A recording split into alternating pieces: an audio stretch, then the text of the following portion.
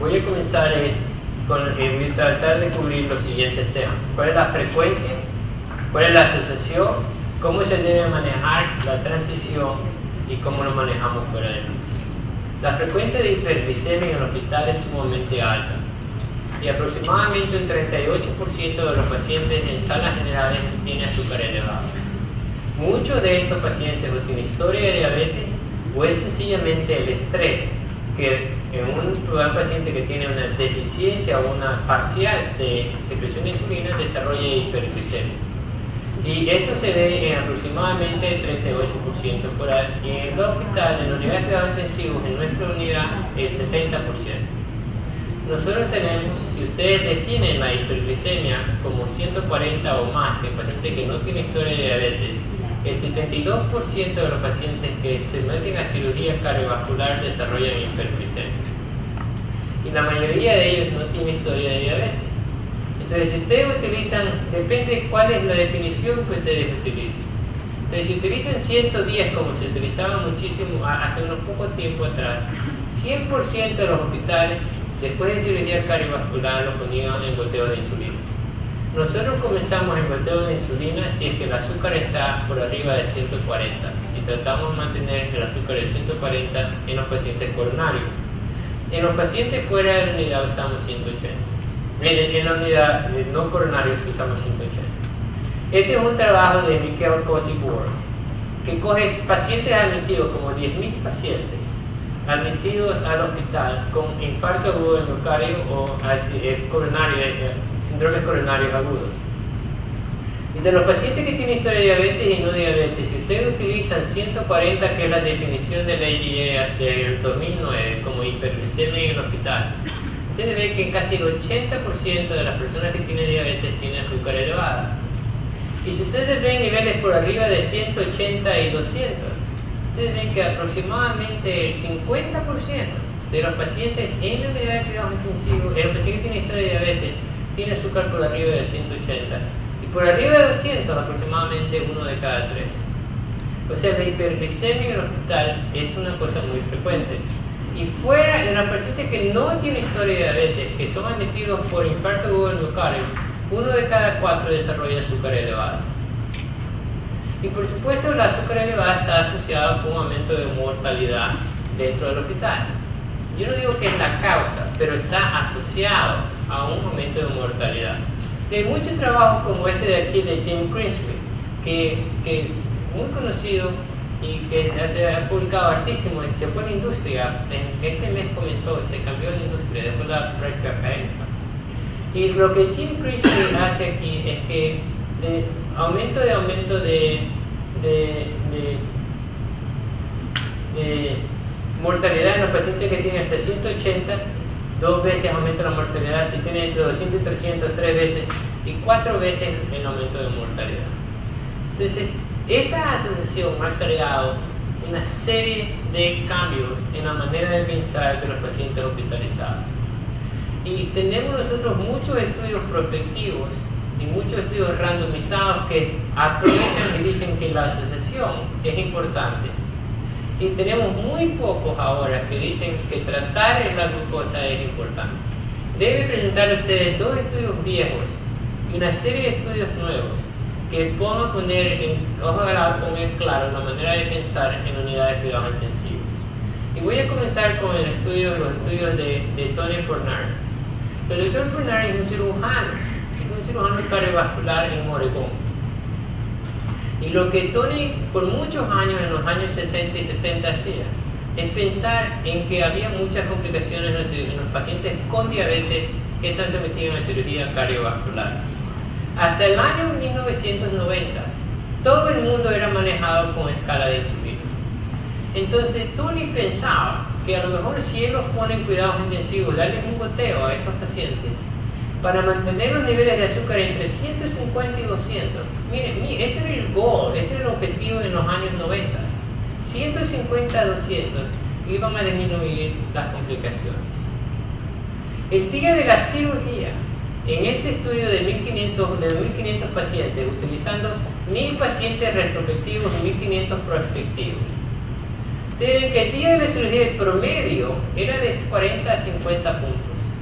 Y durante los primeros 3 días el promedio era de aproximadamente 220 algo, 226 contra 176.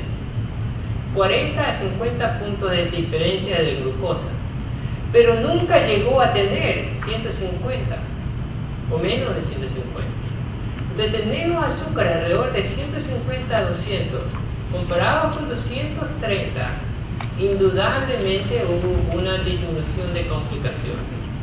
Esta diapositiva demuestra el Deep Sternal Wound Infection, o mediastinitis, infecciones profundas del mediastino después de cirugía cardiovascular. Y aquí es cuando los pacientes tenían escala de insulina. Y aquí es cuando él comienza el goteo. Y el promedio de esto es 176. No 100, no 120, 176. Y ustedes ven que la disminución progresiva de infecciones y comparados con las personas sin diabetes, igual.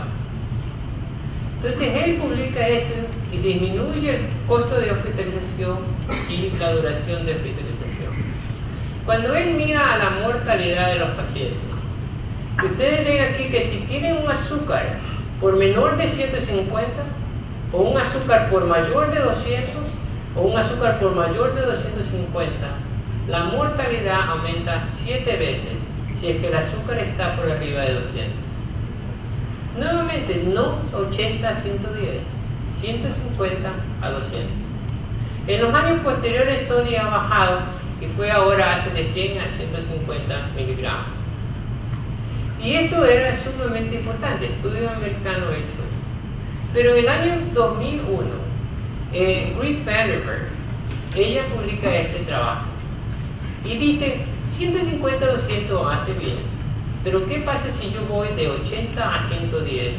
Y cuando Grit van der Berg publica esto, que de 80 a 110 versus un promedio de 103 miligramos, versus un problema de 150, ella disminuyó la mortalidad de un 40%. Y cambia la forma como pensamos en el hospital. De 150 a 200 era fácil, pero de 80 a 110 ella disminuye todas las complicaciones, y esto fue aceptado en el año 2004. La Asociación Americana de Diabetes, la Asociación el Colegio Americano de Endocrinología y los europeos aceptaron de que menor de 110 debería ser en la unidad de cuidados intensivos. Todo el mundo trataba de hacer esto. Lamentablemente nadie ha podido reproducir el estudio de la doctora van der Berg. Y ella mismo hace un estudio no de pacientes quirúrgicos como era el anterior, pero en pacientes médicos no hubo diferencias significativas. Y hay una serie de estudios, uno de ellos los voy a presentar, algunos de estos los voy a presentar ahora, los cuales no demuestran ningún diferencias significativas de morbilidad. Y por último, el Nice Sugar, publicado en 2009 en un estudio de 6.000 pacientes, demuestra que no hay diferencia en el hospital a los 30 días, pero a los 90 días hubo un aumento de mortalidad.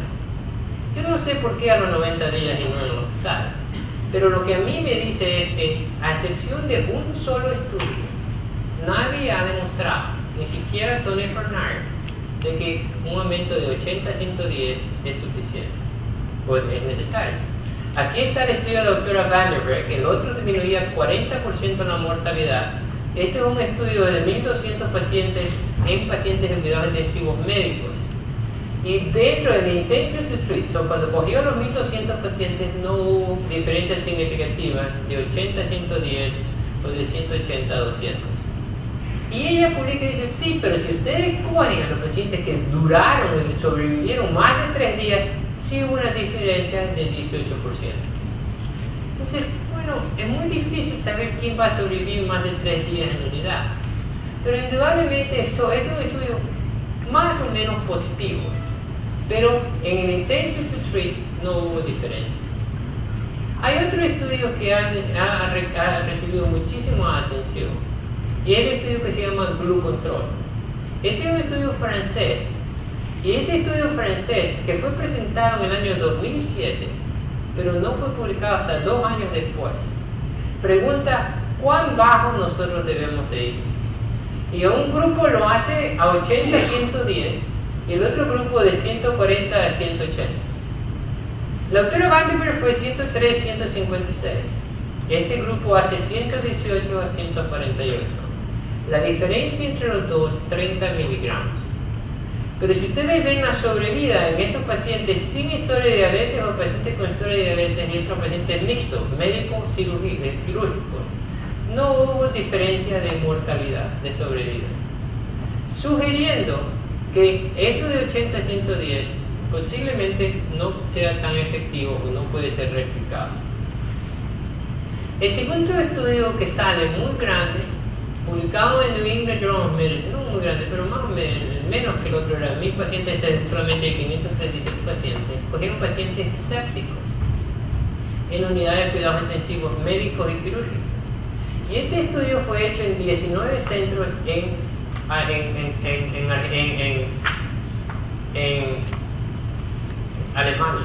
Germany. Y ustedes ven aquí que también hicieron 80 a 110, que ven más datos. Y el otro lo hace a 180 a 200, igual que la autora Vandenberg.